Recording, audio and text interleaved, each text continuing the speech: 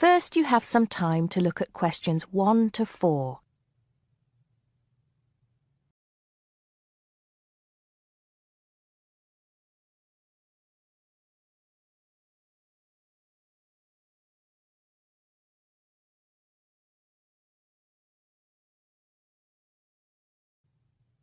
Now we shall begin. You should answer the questions as you listen because you will not hear the recording a second time. Listen carefully and answer questions 1 to 4. Smart Electricals, Mike speaking. How may I help you today? Good morning. I'm calling to complain about an item I recently purchased from your company. I'm not happy with it. Oh, I'm really sorry to hear that. I'll take you through the company's complaints procedure. I'll need to retrieve your files from our records so that we can discuss the problem properly and find a solution. I'll need to take some details from you first. Is that okay? Okay, but I don't have a lot of time. Will it take long? Not long, madam. Can I first take your name? Yes, it's Susan Yorke. Y-O-R-K-E. Okay.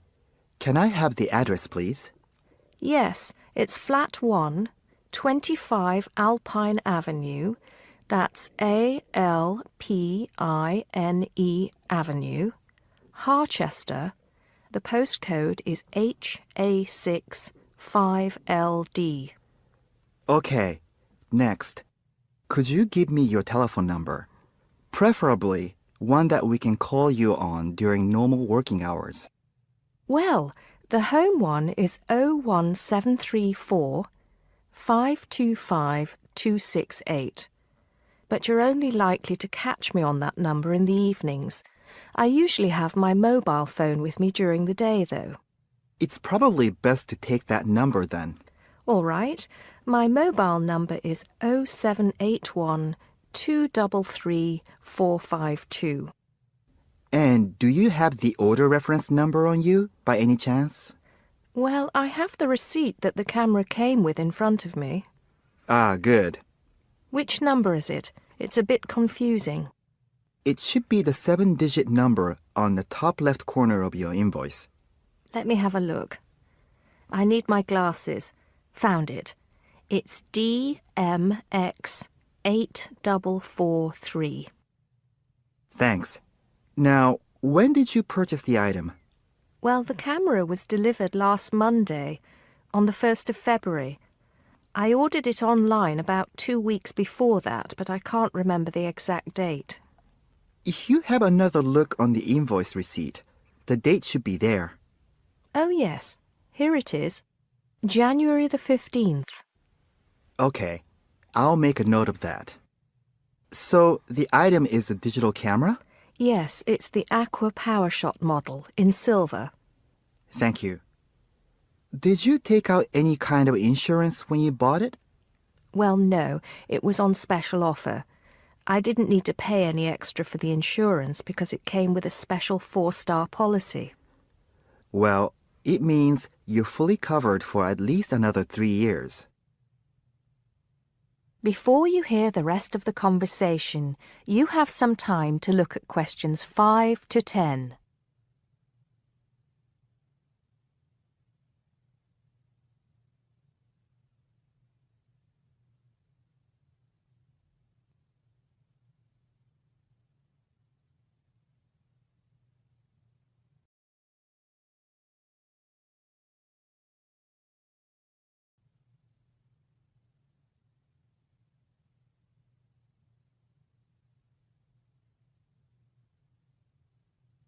Now listen and answer questions 5 to 10.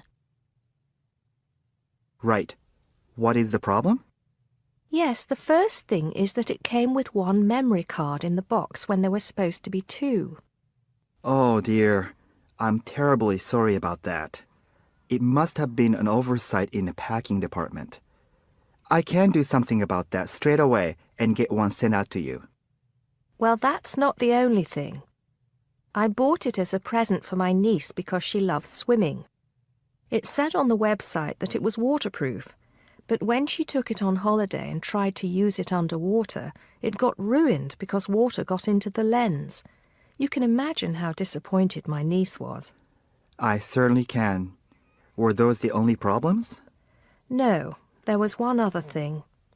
It came with a case to protect it. When I opened the box to take the case out, I saw that it had a big scratch on it. We're really sorry about that. I can offer to have the camera repaired for you. In the event that it can't be repaired, we'll send you a replacement. I don't think so. Seeing as it was faulty in the first place, I wouldn't want another one. I think I'd rather have my money back. Can I get a refund? Yes, of course. If you send it back to customer services, I'll make sure it's dealt with. Thank you very much. That is the end of part 1. You now have half a minute to check your answers.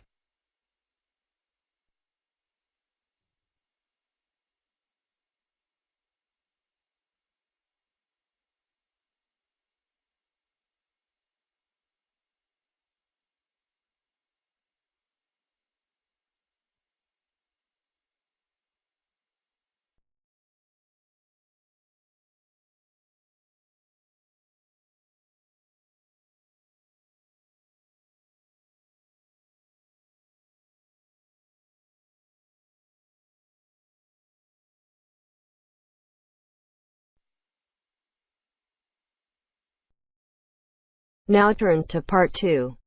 You are going to hear a talk about making the most of graduate school. First, you have some time to look at questions 11 to 16.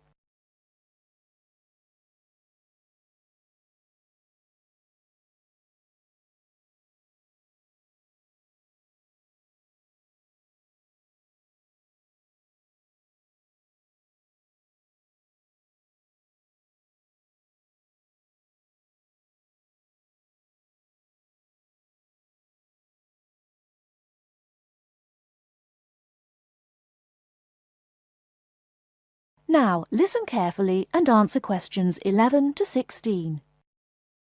Entrance to the graduate school.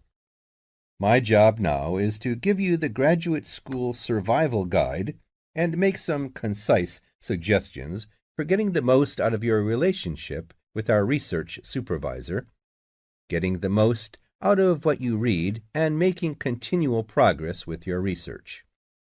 First, your relationship with your supervisor. This is fundamental. Meet regularly. You should expect to meet once a week or at least every other week because this will give you the motivation to make progress and also keeps your advisor aware of your work. Prepare for your meetings. Come to each meeting. Also, bring the notes from your previous meeting together with a list of any upcoming deadlines. Make a plan for what you hope to get out of each meeting.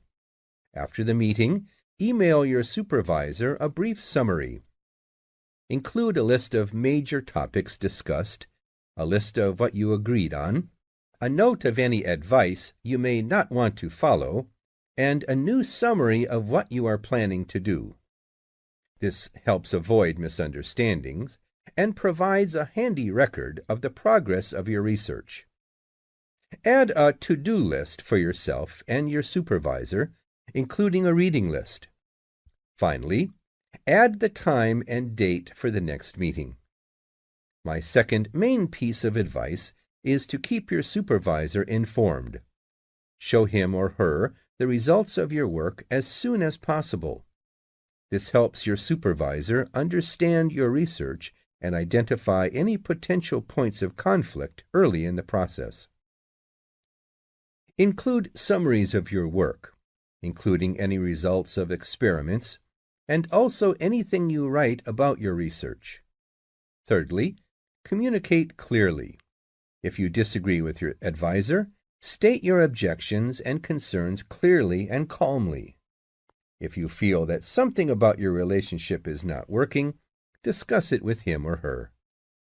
Whenever possible, suggest steps that they could take to address your concerns. Under this heading, it is extremely important to take the initiative. You do not need to clear everything you do in your research with your advisor. He or she is busy too. You must be responsible for your own ideas and the progress of your work. Before you hear the rest of the talk, you have some time to look at questions 17 to 20.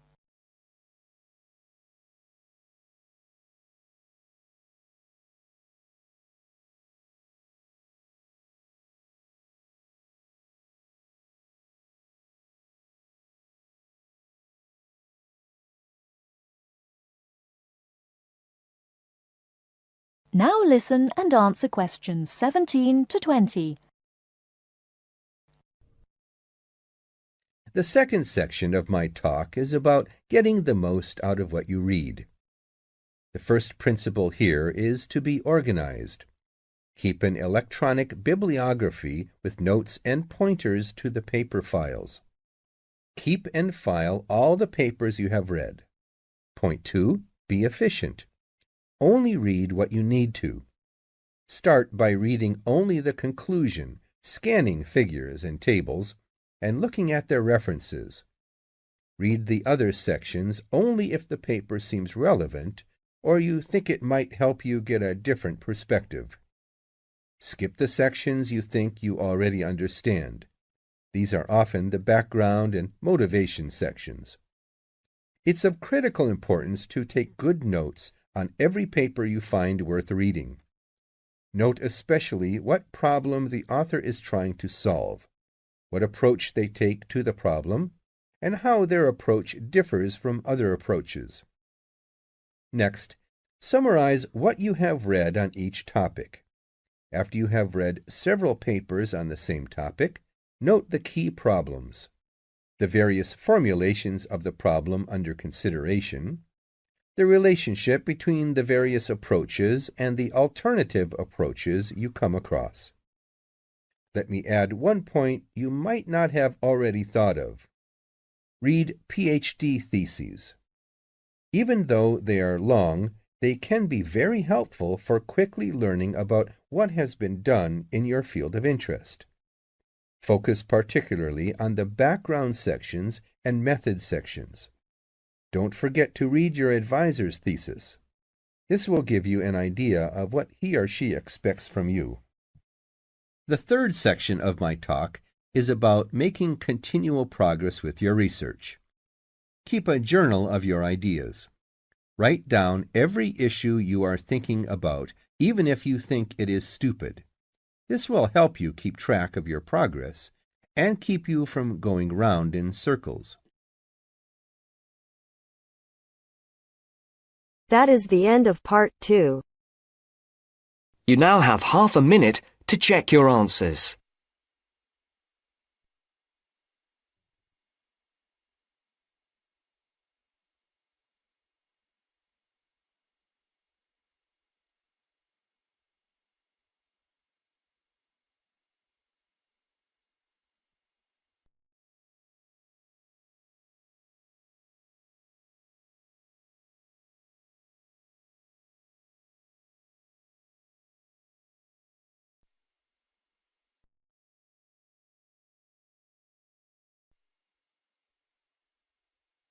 Now turns to part 3. Part 3. You'll hear an introduction about the process of producing stamps.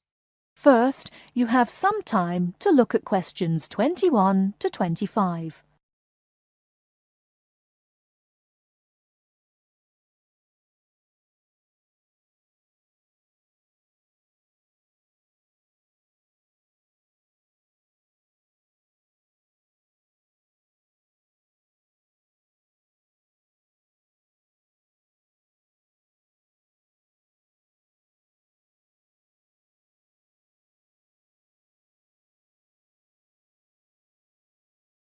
Now listen carefully and answer questions 21 to 25.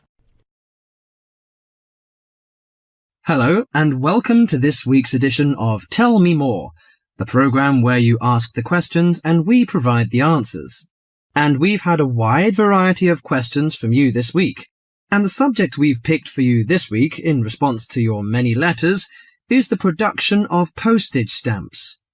And as usual, we've been doing our homework on the subject. So, who designs the postage stamps that we stick on our letters? Well, in Australia, the design of postage is in the hands of Australia Post. In Britain, it's the Royal Mail that looks after stamps, and it seems that both countries have a similar approach to the production process. We discovered, to our surprise, that it can take up to 2 years to produce a new postage stamp. Why is that, I hear you ask? Surprisingly, it can't be all that difficult to design a stamp. In fact, it isn't, but it seems it's a lengthy business. Firstly, they have to choose the subjects, and this is done with the help of market research. Members of the general public, including families, are surveyed to find out what sort of things they would like to see on their stamps. They are given a list of possible topics and asked to rank them. A list is then presented to the advisory committee, which meets about once a month. The committee is made up of outside designers, graphic artists, and stamp collectors. If the committee likes the list, it sends it up to the board of directors, which makes the final decision. Then they commission an artist. In Australia, artists are paid $1,500 for a stamp design and a further $800 if the committee actually decides to use the design.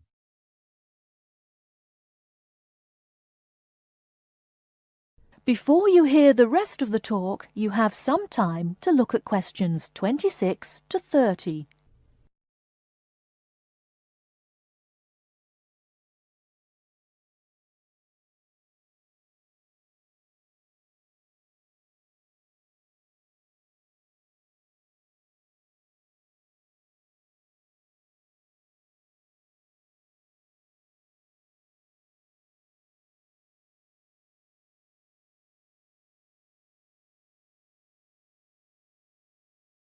Now listen and answer questions 26 to 30. So there's a possibility that a stamp might be designed, but still never actually go into circulation. So what kind of topics are acceptable? Well, the most important thing is that they must be of national interest. And because a stamp needs to represent the country in some way, characters from books are popular, or you often find national animals and birds. So, of course, the kangaroo is a favourite in Australia. With the notable exception of members of the British royal family stamps, no living people ever appear on Australian or British stamps.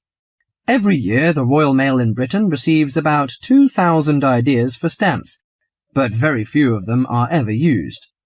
One favourite topic is kings and queens. For instance, King Henry VIII, famous for his 6 wives, has recently appeared on a British stamp together with a stamp featuring each of his wives. But despite the extensive research which is done before a stamp is produced, it seems it's hard to please everybody.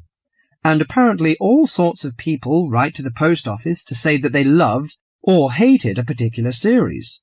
The stamp to cause the most concern ever in Australia was a picture of Father Christmas surfing at the beach.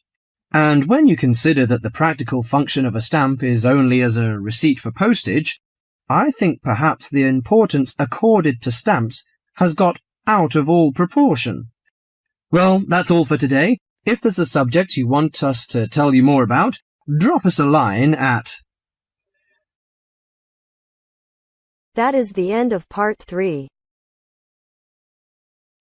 You now have half a minute to check your answers.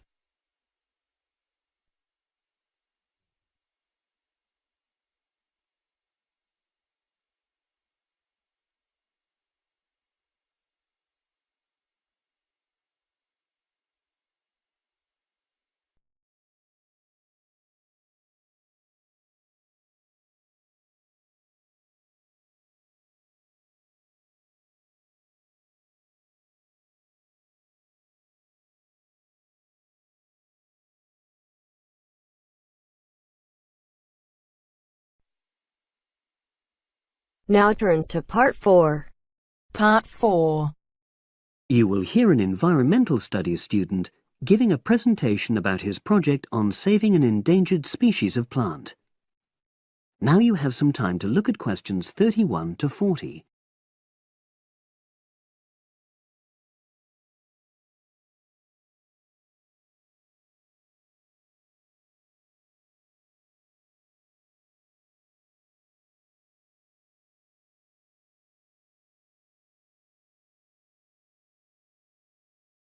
Now listen and answer questions 31 to 40. For my presentation, I'm going to summarise what I've found out about efforts to save one plant species, the juniper bush. It once flourished in Britain and throughout the world's temperate zones, but over the last few decades has declined considerably.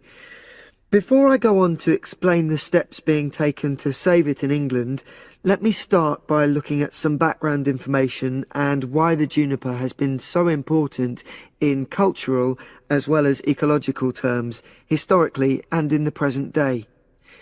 Firstly, I want to emphasise the fact that juniper is a very ancient plant. It has been discovered that it was actually amongst the first species of plants to establish itself in Britain in the period following the most recent Ice Age. And, as I say, it has a much valued place in British culture. It was used widely as a fuel during the Middle Ages because when burnt, the smoke given off is all but invisible, and so any illicit activities involving fire could go on without being detected. For example, cooking game hunted illegally. It also has valuable medicinal properties.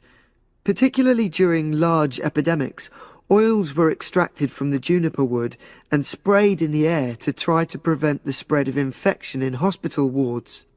And these days, perhaps its most well-known use is in cuisine, cooking, where its berries are a much valued ingredient, used to flavour a variety of meat dishes and also drinks.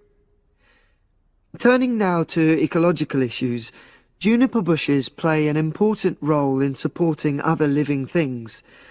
If juniper bushes are wiped out, this would radically affect many different insect and also fungus species. We simply cannot afford to let this species die out.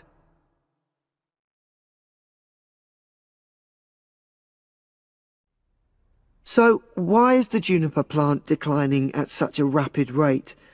Well, a survey conducted in the north and west of Britain in 2004-5 showed that a major problem is the fact that in present-day populations, ratios between the sexes are unbalanced, and without a proper mix of male and female, bushes don't get pollinated. Also, the survey found that in a lot of these populations, the plants are the same age, so this means that bushes grow old and start to die at similar times, leading to swift extinction of whole populations. Now, the charity Plant Life is trying to do something to halt the decline in juniper species. It's currently trying out 2 new major salvage techniques, this time focusing on lowland regions of England. The first thing it's trying is to provide shelters for the seedlings in areas where juniper populations are fairly well established. These, of course, are designed to help protect the plants at their most vulnerable stage. A further measure is that in areas where colonies have all but died out, numbers are being bolstered by the planting of cuttings which have been taken from healthy bushes elsewhere. Now, I hope I've given a clear picture of the problems facing this culturally and ecologically valuable plant, and of the measures being taken by Plant Life to tackle them. If anyone has any questions, I'd be happy. That is the end of part 4. You now have half a minute to check your answers.